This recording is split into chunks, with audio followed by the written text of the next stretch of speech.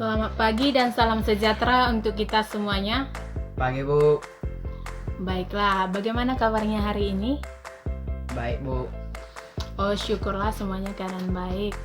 Sebelum kita memulai pelajaran, mari kita berdoa menurut agama dan kepercayaan kita masing-masing yang dipimpin oleh ketua kelas. Marilah kita berdoa menurut agama dan kepercayaan kita masing-masing. Doa dimulai. Doa selesai. Oke, terima kasih kepada ketua kelas. Selanjutnya Ibu akan mengabsen Jantoni Simanjuntak, Hadir Bu. Elisa Gopri Simanjuntak, Hadir Bu. Dewi Pangaribuan, Hadir Bu. Sehat Manalu, Hadir Bu.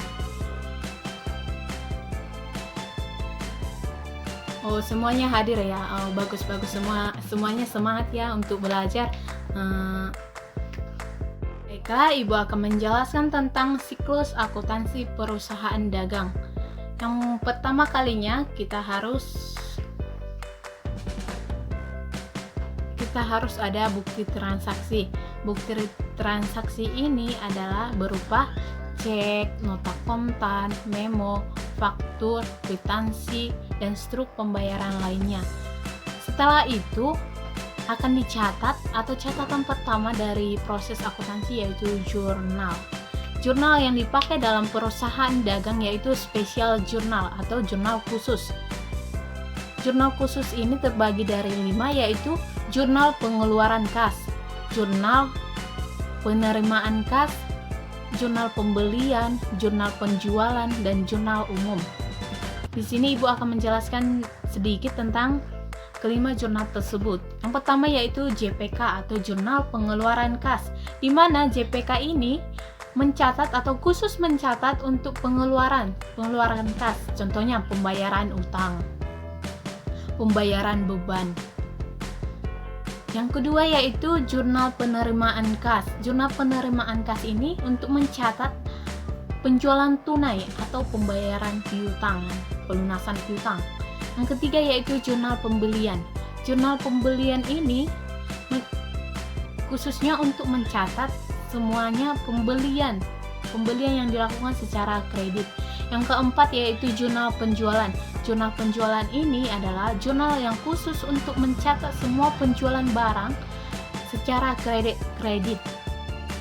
Yang kelima yaitu jurnal umum atau ini disebut dengan memorial atau di sini mencatat untuk retur atau kerusakan barang atau pengembalian barang.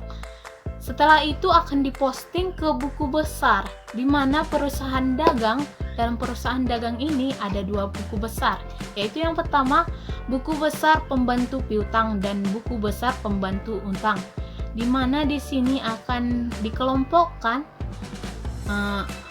piutang dari toko A ke toko B. Di situ akan dikelompokkan kalau toko A semua toko A, toko B semua toko B gitu. Setelah itu nanti akan ditentukan daftar saldo piutangnya berapa dan daftar saldo pembantu utangnya berapa, saldo utang semua ke toko tersebut. Setelah itu kita ke neraca saldo.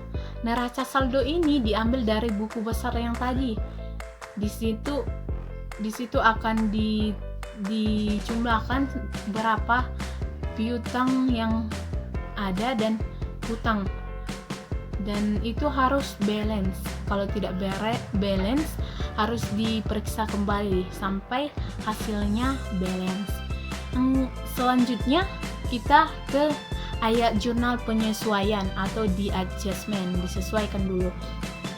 Setelah itu kita ke neraca lajur atau ini disebut dengan worksheet atau lembar kerja.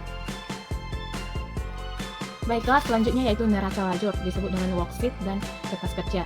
Dan yang selanjutnya yaitu financial statement atau laporan keuangan. Laporan keuangan di sini ada 3, yaitu laporan laba rugi, laporan perubahan modal, dan neraca. Yang bedanya dengan perusahaan jasa yaitu di laporan laba ruginya. Laporan laba rugi ini memuat tentang HPP, harga pokok produk. Dan selanjutnya yaitu ke jurnal penutup atau closing journal, dan selanjutnya neraca saldo setelah penutupan dan jurnal pembalik.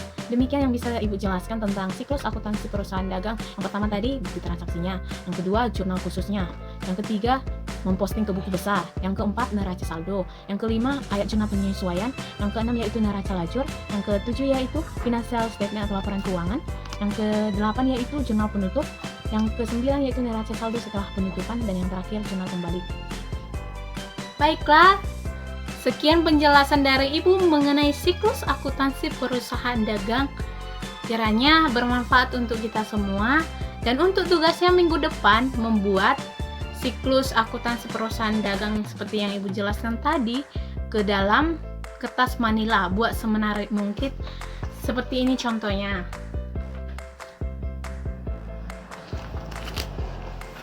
Oke, baiklah. Sekian pertemuan kita pada hari ini. Tolong ketua kelasnya dipimpin doanya. Marilah kita berdoa menurut agama dan kepercayaan kita masing-masing. Doa dimulai. Doa selesai. Oke, demikian pertemuan kita yang singkat ini. Minggu depan kita kembali lagi bertemu di kelas ini. Sekian dan terima kasih. Selamat pagi. Pagi Bu.